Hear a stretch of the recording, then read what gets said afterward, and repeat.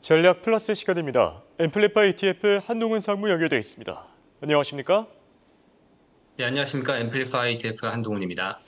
네, 최근 들어서 미국 증시가 높은 변동성을 나타내고 있는데요. 이와 관련해서 블랙스완이라는 단어가 자주 등장하고 있습니다. 우선 생소한 분들을 위해서 의미부터 짚어주실까요? 네, 흔히 시장에서 예상치 못한 이벤트 발생으로 인하여 금융시장에 큰 혼란과 변동성을 주는 것을 블랙 스완 이벤트라고 합니다. 저희가 백조가 흰색인데 검은색 그 백조는 상당히 드물죠. 그것을 본따라서 블랙 스완 이벤트라고 하는데요. 말씀하신 것처럼 최근 주식시장은 이러한 큰 변동성을 보였습니다. 8월 1일부터 8월 5일까지 S&P 500이 마이너스 6%, 나스닥은 마이너스 8% 가까이 하락을 했지만 그 이후 강하게 오늘까지 반등을 하면서 7월 말 이후의 하락폭을 대부분 회복하는 모습을 보였습니다. 일부 투자들은 강하게 반등하는 것을 보면서 그때가 저점 매수의 기회였다라고 얘기를 하고 있고요. 지난주 ETF닷컴의 자료에 따르면은 미국에서는 반도체 레버리지 ETF인 SOXL에 대해서 거의 17억 달러, 2조 원 이상의 자금이 들어왔고요. 그걸 포함해서 레버리지 ETF로 23억 달러 이상의 자금이 유입되었습니다. 다만 이와 동시에 시장의 불확실성으로 인해서 캐시 대용으로 사용하는 초단기 채권 ETF에도 이와 같이 비슷한 수준의 자금이 몰렸던 것으로 판단되고 있습니다. 네, 그래도 지금 시장 상황을 보면은 다행히도 증시가 안정적으로 반등해주고 있긴 하거든요. 그런데 아직까지는 안심할 수 없다. 변수들이 남아있다는 평가들도 많지 않습니까? 네, 그렇습니다. 시장은 앞으로도 경제 데이터 그리고 이에 따른 경제 정책을 주목할 것이라고 예상이 되는데요. 결국은 이러한 변수가 가장 큰 요건이 될 것 같습니다. 첫 번째 시장의 변수는 미국의 경제인데요. 8월 초에 촉발된 주가 변동성 핵심이 바로 미국 경제의 불확실성이었죠. 그동안 연준의 Higher for Longer이라는 정책에 따라서 장기적인 고금리 시기에도 불구하고 미국 경제는 탄탄한 모습을 보여왔었죠. 파월 의장 그리고 재무부 옐런 장관이 늘 미국 경제가 안정적이고 꾸준하게 성장하고 있다라고 이렇게 단언을 했었는데 7월 말에 발표된 2분기 GDP조차 2.8%를 기록하면서 상당히 괜찮다. 전문가들은 골디락스로 가고 있다라는 평가를 내리기도 했었습니다. 그랬던 것이 8월 달에 고용 데이터가 흔들거리면서 불안에 쌓이게 됐었죠. 지금까지 저희는 고금리의 부담을 느꼈던 빅테크 기업들과 금융기관들이 직원들을 대량 해고했다는 기사들을 많이 접했는데요. 그럼에도 불구하고 미국의 실업률은 4% 미만을 기록하면서 완전 고용 수준이라는 이야기를 많이 했었습니다. 그랬던 것이 5월 달 실업률이 4%를 기점으로 계속 월간 실업률이 조금씩 올랐죠. 4%를 계속 상회하는 것을 기록했다가 8월 2일 날 발표된 7월 실업률 같은 경우가 예상치가 4.1%를 뛰어넘고 4.3%를 기록했습니다. 이 데이터는 8월 1일 그 전날이죠. 전날 발표된 신규 실업 수당 청구 건수가 25만 건을 기록을 했는데 최근 1년 최대치를 기록한 이유라서 투자들은 상당히 불안에 빠졌습니다. 약속이나 한 듯이 8월 달에 발표된 ISM 제조업 지표조차도 좋지 않았거든요. 다행히 이후에 발표됐던 소매 판매 지표라든지 신규 실업 수당 청구 건수, ISM 서비스업 지수가 긍정적으로 나오면서 그 우려감이 많이 사그라들었지만 여전히 미국 경제에 대해서는 큰 변동성 요인으로 남아 있습니다. 네, 그리고 미국뿐만 아니라 지금 글로벌 요소들도 체크를 해봐야 될 것 같은데요. 일본 쪽 상황이 심상치가 않지 않습니까? 맞습니다. 첫 번째가 경제 데이터였다면은 두 번째는 결국은 경제 정책이라고 볼 수 있을 것 같은데 8월 초에 발표된 경제 지표가 안 좋은 상황에서 불난집에 기름을 부은 것이 바로 일본이었습니다. 7월 말 발표된 일본의 인플레이션이 2.8%였고요. 8월 말에 발표될 7월 달의 인플레이션 같은 경우는 이보다 높은 2.9%를 시장은 예상을 하고 있습니다. 그렇다 보니까 일본의 금리 가능성이 인상 가능성이 제기가 되고 있는 상태고 이에 따라서 엔캐리 트레이드 청산이 급격하게 이루어졌습니다.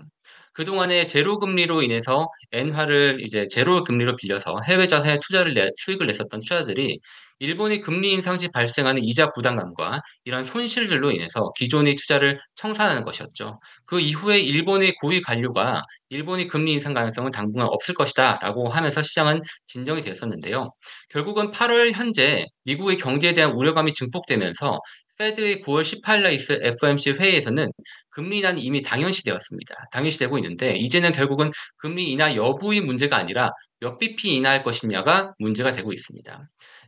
CME의 페드워치 데이터에 따르면은 불과 한 달 전만 하더라도 시장에서는 25bp 인하 가능성을 94%로 봤었는데 50bp 인하 가능성 4%밖에 안 봤었거든요. 그랬던 것이 지난 일주일 전에 월요일 데이터 같은 경우는 50bp 인하 가능성이 급격하게 올라가면서 50%까지 치솟았습니다. 현재는 이 지표들이 조금 안정화되다 보니까 50bp 인하 가능성이 25% 수준으로 좀 줄어들었던 상황입니다. 시장에서는 이미 50bp 인하 가능성이 힘을 얻고 있다 보니까 이제 파월 의장의 머리는 더 골치 아파졌을 것 같습니다. 시장에서는 금리 인하를 7월부터 시행했더라면은 8월의 경제 지표 쇼크 전에 선대응했다는 인식, 그리고 9월에는 무난한 25bp를 예상할 수 있었을 텐데 더욱 페드의 정책이 중요해졌습니다. 이러다 보니까 이번 주 현재 금요일에 있을 페드의 잭슨홀 미팅에서 어떤 힌트를 줄 수 있을지가 상당히 중요해진 것 같습니다. 미국의 이러한 금리 인하 정책은 향후 다른 나라에도 영향을 미칠 수가 있겠죠. 유럽은 선제적으로 금리를 내렸지만 미국의 정책은 결국 급한 불을 끈 일본과 한국에도 영향을 미칠 수 있을 것으로 보입니다. 네, 그리고 지금 이 대선 리스크 역시나 변수가 되지 않을까 싶은데요. 실제로 뭐 해리스가 오늘 법인세를 뭐 앞으로 올리겠다 이런 얘기를 남기기도 했었죠. 시장에 상당한 변수가 되지 않겠습니까? 맞습니다. 현 부통령인 해리스가 민주당의 대권 주자로 자리를 매김을 했죠. 그리고 이번 주에 시카고에서 민주당 전당대회를 통해서 지지율이 더 견고해지는 그런 상황이죠. 앞으로 대선 전쟁을 이제 한치 앞을 볼 수 없게 되었습니다. 더군다나 올해에는 대선일에 하원 의원과 전원과 상원 의원이 3분의 1을 뽑는 중요한 선거이다 보니까 이런 총선 불확실성이 있는데요. 바이든에서 해리스를 교체가 되면서 해리스가 돌풍을 일으키고 있으나 전문가들은 민주당의 전당대가 있는 현재가 가장 주목받는 시기일 수도 있고요. 그렇기 때문에 9월 2일 노동절 이후의 여론조사가 더욱 정확할 것이라고 보고 있습니다. 그렇기 때문에 9월 10일에 있을 TV 토론 역시 중요한 관전 포인트인 것 같습니다. 지난 6월 달에 바이든이 TV 토론에서 결과 후보 교체가 이뤄진 만큼 TV 토론이 어떻게 흘러갈지 아주 중요한 것으로 보이고 있습니다. 금융시장 입장에서는 행정부와 입법부가 공화당과 민주당으로 나뉘는 것이 가장 변화를 줄이게 되는 것이지만 만약 한쪽으로 쏠리게 되면 이런 정치에 큰 변화가 있을 것으로 예상을 하고 있습니다. 네, 그렇다면 이렇게 변수가 난무하는 상황에서 향후 시장 대응 전략은 어떻게 세워야 되겠습니까? 네. ETF로도 저희가 전략을 세울 수 있겠죠. 첫 번째는 시장의 불확실성에 가장 대응하기 쉬운 방법이 현금입니다. 하지만 현금 같은 경우는 이자가 많이 없다 보니까 미국 초단기 채권 ETF가 큰 방법이 될 수 있겠죠. 가장 대표적인 ETF가 빌이라는 ETF입니다.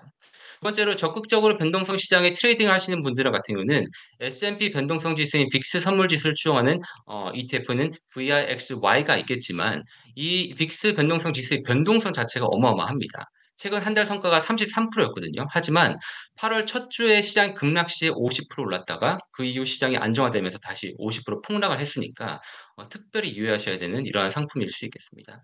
마지막으로는 블랙스완 이벤트 시에 보통 미국제 10년물과 S&P 500이 장기적으로 의미 상관관계를 가지죠. 이것을 본받아서 미국제 10년물에 90%를 투자하고 S&P 500의 장기물 콜옵션에 10%를 투자하면서 블랙스완을 이벤트에 대응하는 스완이라는 ETF가 있습니다. 최근에 금리 인하 시기 그리고 경기 불확실성이 겹치면서 미국채 장기물 금리가 하락세를 보이면서 최근 성과가 괜찮죠. 이러한 가운데 블랙스완 이벤트 이후에 시장 반등 시 S&P 500 포지션도 보유하고 있기 때문에 좋은 대응법이 될 수 있겠습니다. 네, 지금까지 도움 말씀의 앰플리파이 ETF 한동훈 상무였습니다. 감사합니다.